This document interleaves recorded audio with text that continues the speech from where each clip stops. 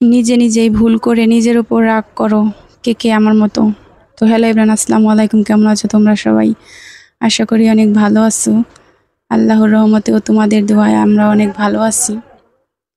তো চলে আসলাম প্রতিদিনের মতো নতুন আরেকটি ভিডিও নিয়ে। ভিডিওটা শুরু করার আগে যদি ভালো লেগে থাকে তাহলে আমার চ্যানেলটা সাবস্ক্রাইব করতে ভুলবে না। এখানে আমরা মনের কথা, অনুভূতি আর জীবনের ছোট ছোট মুহূর্তগুলো শেয়ার করি। তাহলে চলো শুরু করা যাক। এত গরম পড়ে, আর এই গরমের মধ্যেও মাস্ক পরে ভিডিও করি। বিশ্বাস করো, এই গরমে মাস্ক পরে ভিডিও করতে অনেক কষ্ট হয়, কিন্তু তারপরেও নিজেকে কাজে জড়িয়ে রাখতে হয়, কারণ আমার নিজের ভুলে আজ অনেক কিছুই বিলম্ব হয়েছে। তো ভিডিও করতে করতে হঠাৎ করে দেখি যে আমার ভিডিওর মেমোরি ফুল হয়ে গেছে, ফোনের মেমোরি ফুল হয়ে গেছে।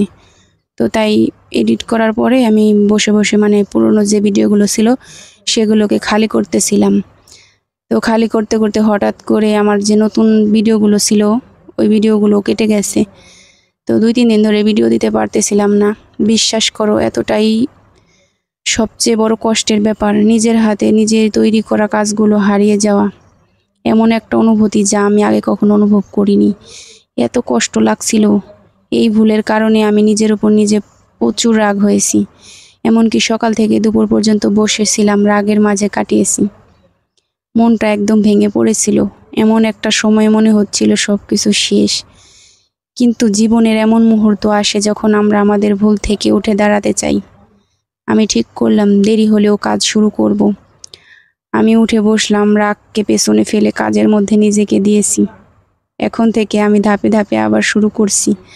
প্রথমে আমার ঘরের কাজ দিয়ে শুরু করছি, তারপর আস্তে আস্তে ভিডিও বানাবো শুরু করব আবার নতুন করে। তোমরা যারা এই ভিডিও দেখছো, তোমাদের জন্য একটা ছোট্ট কথা। জীবনে অনেক সময় এমন ছোট ভুল আমাদের ভেঙে দিতে পারে, কিন্তু ভুল থেকে শেখা আর নতুন করে শুরু করাই সবচেয়ে বড় কথা। তাই কখনো নিজেকে দমে ফেলো না, হার মানিও না। তো মন খারাপ করে বসে থাকলে তো আর চলবে না, কাজ তো করতেই হবে। তো অনেকক্ষণ পর মন খারাপ করে বসে থাকার পর মনকে বুঝিয়ে আবার চললাম কাজ শুরু করতে। তো অনেক দিন হয়েছে বিছানার চাদরটা বিছিয়েছিলাম, তো আজকে এটাকে উঠিয়ে ফেললাম। তো বিছানার চাদরটা বিছানোর পর একটু মনটা ভালো লাগতেছে, যেহেতু ঘর পরিষ্কার হচ্ছে। আর ঘর পরিষ্কার হওয়া মানেই তো মন পরিষ্কার হওয়া। ঘর পরিষ্কার থাকলে আমার মনও ভালো থাকে। তাই আজ হঠাৎ করে সিদ্ধান্ত নিলাম, মনটা খারাপ যেহেতু, তাই ঘরটা সুন্দর করে গুছিয়ে ফেলি, মনটাও ভালো হয়ে যাবে। তো আজকে রান্না বান্না নেই। সকালে মা ফোন করে বলল যে আজকে রান্না করতে হবে না, বিরিয়ানি রান্না করব, তাই পাঠিয়ে দিব, ওটাই খেও। আর একটা কথা, ছেলে গেছে ওর নানু বাড়িতে, কালকে রাতে এসে ভাই নিয়ে গেছে। তোমাদের সাথে শেয়ার করব, ভিডিও করেছিলাম কিন্তু সেটা তো আর রইলো না, কেটে গেল, তাই আর বলা হয়নি। তো এখানে এই যে ছেলের যে পাঞ্জাবিগুলো সেগুলো ধুয়ে আনছিলাম, সুন্দর করে গুছিয়ে রাখলাম। তো মেয়ে আর আমি, এর জন্য মা বলতেছে যে তোমার ছেলে তো এখানে আছে, তাই দুজনে আর রান্না করতে হবে না, আমি এখান থেকে খাবার পাঠিয়ে দিব। তো এর জন্য আর একটু ভালো লাগছিল, কারণ মন খারাপ নিয়ে রান্না বান্না করতেও ভালো লাগে না। তো এদিকে তো মন খারাপ দেখে আমি ঘর পরিষ্কার করার কাজে লেগে পড়লাম। এখানে দেখুন সকালবেলা যে প্লেট বাটিগুলো হয় রাত্রের নোংরা, সেগুলো এখনও আমি পরিষ্কার করিনি, ওভাবেই রেখেছিলাম। এখন বাজে দুপুর 1টা।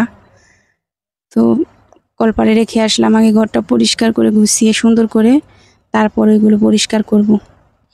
ঘর পরিষ্কার করলে মনটা একদম হালকা হয়ে যায়। যত ময়লা আছে সাফ হয়ে গেলে মনে একটা শান্তির আগমন হয়, যেমন মনের কোণে জমে থাকা সব ভারী ভাবগুলো একটু হালকা হয়ে যায়।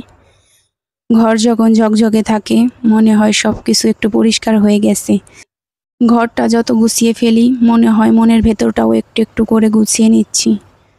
ধুলোটা মুছতে মুছতে বুঝি কত কিছু জমে থাকে, শুধু বাইরের জায়গায় না, ভেতরের মনেও। একটা সাজানো ঘর যেন একটা শান্ত সকাল, আর একটা শান্ত সকাল মানেই নতুন করে বাঁচার সাহস। এই ছোট্ট কাজে আমি আমার ভাঙা মনটাকে একটু জোড়া লাগাই। জীবনের সব কিছু যখন এলোমেলো মনে হয়, তখন একটা গোছানো বিছানা, পরিষ্কার মেঝে আর একটা হালকা হালকা গ্রানি আমাকে মনে করিয়ে দেয় আমি আবার শুরু করতে পারি। শুরুটা ছোট হতে পারে, কিন্তু শক্তি বড় হয়। ঘর পরিষ্কারের মতো ছোট্ট এক কাজ আমার আজকের বড় অর্জন। মন খারাপ যখন জমে যায় তখন আমি ঘর গুছাই। পলিথিন ফেলার সময় মনেও জমে থাকা কিছু কিছু কষ্ট ফেলে দেই। ধুলো ঝাড়তে ঝাড়তে মনে হয় এই যে কষ্টগুলো, এগুলোরও সময় ফুরিয়ে এসেছে। ঘরটা যখন চকচক করে ওঠে তখন আমি নিজেকেও একটু নতুন করে মনে হয়। তুমি যদি আজ মন খারাপ নিয়ে বসে থাকো, একবার ঘরটা গুছিয়ে দেখো, বলার মতো কিছু পেয়ে যাবে।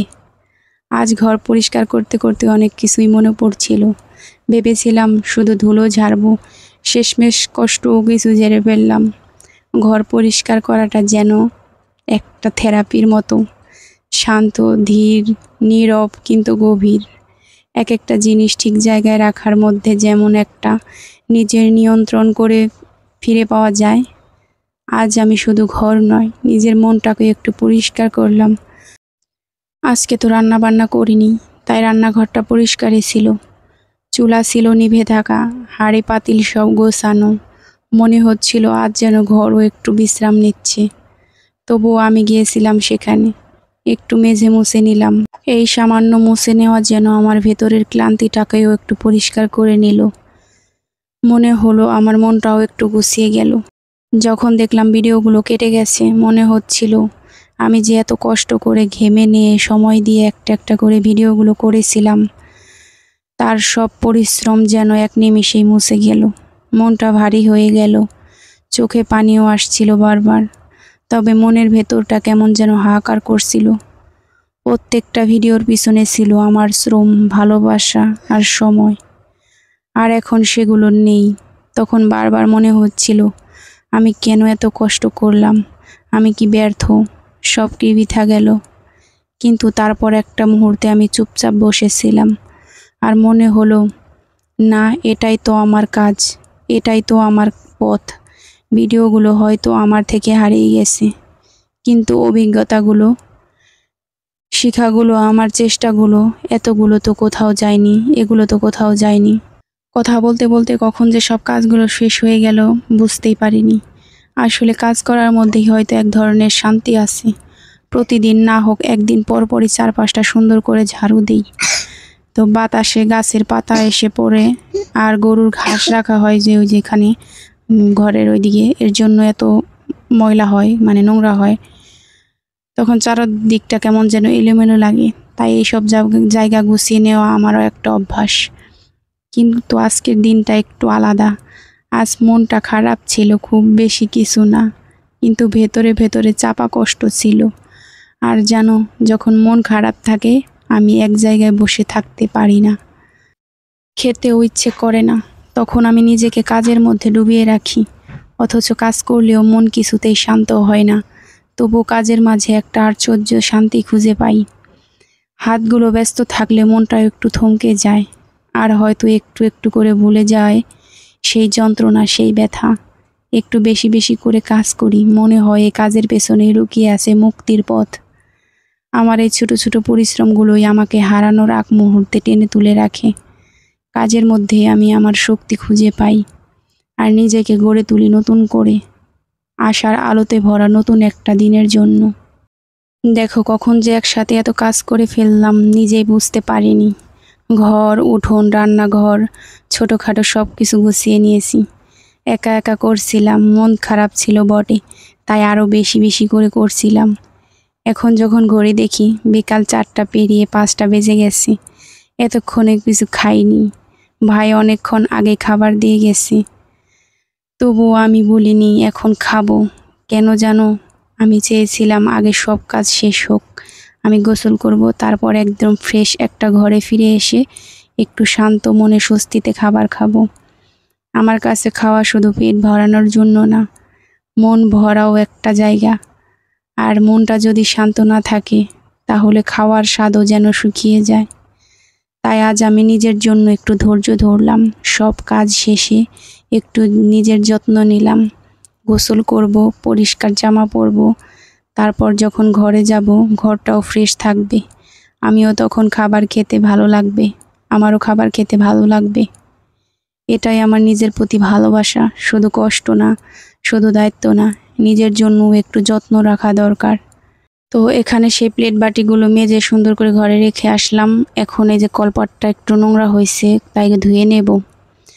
কলপাটটা পরিষ্কার করে একদিন ঘষতে হবে, মানে জামা দিয়ে ডলতে হবে। আজকে সময় পেলাম না, এর জন্য ডললাম না। আর এখানে রান্নাঘরে পানি নিয়ে রাখতেছি। তো এমনি কলের পানি দিয়ে ভাত তরকারি রান্না করা হয়, আর এটা হচ্ছে বৃষ্টির পানি। এটা আমি বৃষ্টির পানি রাখছি, এটা দিয়ে শুধু ভাত রান্না করি।